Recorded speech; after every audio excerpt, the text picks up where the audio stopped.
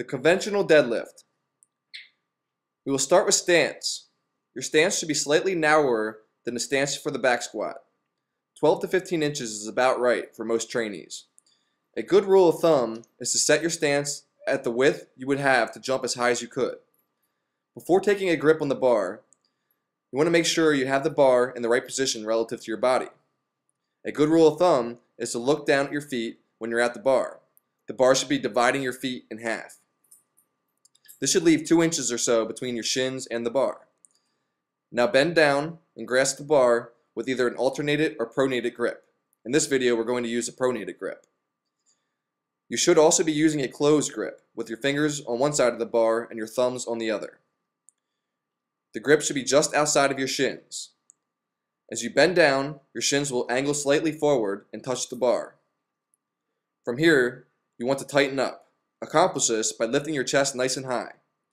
Brace your torso by flexing your abs and your lower back. In a nutshell, you want to tighten every muscle head to toe, including your grip. You don't want to be flexing or extending your neck either, so you will be looking slightly downward and in front of you. In this starting position, your shoulders will be slightly ahead of the bar will be under your shoulder blades, the knees will be slightly ahead of the bar, and the bar will be touching your shins. The deadlift is nothing more than bending down and picking something heavy up from the floor using biomechanically safe posture. However, don't be fooled into thinking about lifting the torso straight up. Instead, focus on pulling backwards with your torso. The path the bar takes should be straight up your legs. As you pull, your arms should remain locked and straight. Drive with your heels and pull with your back. If the bar is positioned properly, the force of the pull will go up your back to your shoulder blades and down your arms as you pull. There are 3 angles you need to keep in mind when executing the deadlift: the angle of your knee, the angle of your hips, and the angle of your torso.